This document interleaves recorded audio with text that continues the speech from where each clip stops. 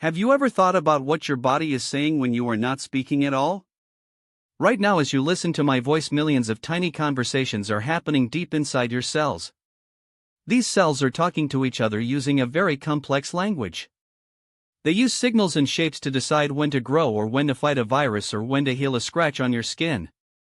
We usually think of medicine as a powerful tool that fixes us when we are broken, but most of our current medicines are actually very simple. Imagine trying to explain a complex feeling like love or grief, but you only know one single word. That is how most of our drugs work today. They can say one word to one part of a cell and that is it. It is an amazing start, but it is not a full conversation. We are now entering a new era where we can finally learn the grammar and the logic of life itself. To understand this, we first need to look at the surface concept of how proteins work in the body. Proteins are the workers of the cell. They are made of long chains of amino acids. Think of these amino acids like a 20-letter alphabet. Most proteins in nature are huge and complicated, like long books written with hundreds or thousands of letters. Because they are so big, they can be fragile and hard to control. They can break easily or get stuck in places they do not belong. Modern science has found a way to create what we call mini proteins. These are much shorter chains of amino acids, but they are designed with incredible precision. Even though they are small, they fold into specific three-dimensional shapes that allow them to perform very specific tasks. This is like taking that huge book and turning it into a very clear and powerful short sentence. By making them small, we allow them to move through the body much more easily. They can reach the spots where they are needed most without getting lost. But the real power is not just in their size. There is a hidden assumption we have lived with for a long time.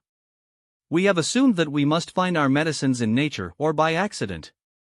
For years we searched for plants or molds that might happen to help us. We were like people trying to overhear a conversation in a language we did not speak, hoping to catch a word we recognized. We assumed the body was a mysterious machine that we could only poke and prod. But now we are moving away from finding medicine to actually designing it from scratch. Using artificial intelligence, we are not just looking for a key that happens to fit a lock.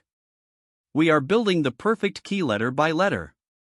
This change from searching to creating is a massive shift in how we think about our health. It means we can decide exactly how stable a medicine should be. We want it to be strong enough to do its job, but not so strong that it stays in the body forever. We want it to be easy to make and easy for a patient to take. This brings us to a structural pattern that is truly fascinating. When you look at how a language works, you see that words by themselves have limited power. If I say the word fire, you might be confused.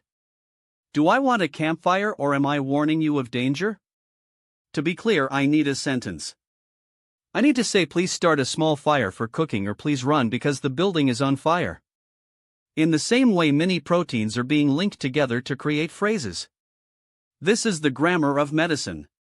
Instead of just hitting a cell with a single signal, we can now give it a set of instructions. We can talk to a specific immune cell and call it by its name. We can tell that cell to find a cancer tumor and attack it. But we can also add a condition.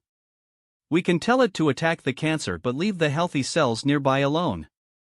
This logic is what makes the next generation of treatments so much safer. It reduces the side effects because the medicine is not just shouting a single word at every cell it meets. It is having a focused conversation with only the cells that need to listen. We have already seen this work in laboratories and in small animals. We have seen mini proteins help with the swelling of joints and the control of sugar in the blood. We have even seen human immune cells follow the instructions of these mini proteins to find and destroy tumors in mice. This is a reframing of our entire perspective on disease. Instead of seeing cancer or diabetes as an enemy to be bombed with heavy chemicals, we can start to see them as a communication breakdown.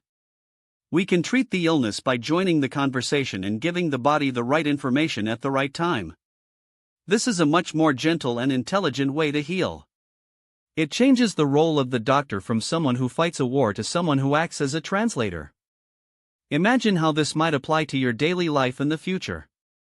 Today, when we take a pill, we often have to deal with many side effects because the drug is doing too much in too many places. In the future, your treatment might be so specific that you do not even feel it working.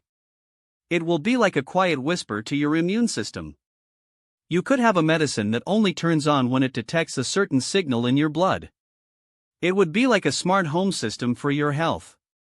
This deepening of our understanding shows that we are finally moving past the basic alphabet of biology. We are learning how to write the stories of our own health.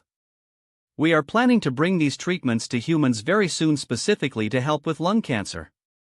It takes time to make sure everything is safe, but the path is clear. We are no longer limited by what we find in nature. We are limited only by our ability to learn the language.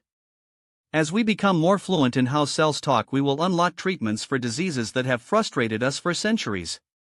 This is not just a new type of drug. It is a new way to interact with the very essence of what makes us alive. The potential is vast, and we are just starting to speak the first few sentences. We are discovering that the body is not just a collection of parts but a beautiful and endless dialogue. When we can speak to ourselves with such precision, we stop guessing and start knowing. We move from the darkness of not knowing why we are sick into the light of clear and logical healing. The more we learn the grammar of life, the more we can ensure that the story of our health has a happy ending. Since we are now learning to speak the language of our cells and give them complex instructions, what is the most important message you would want your body to hear today?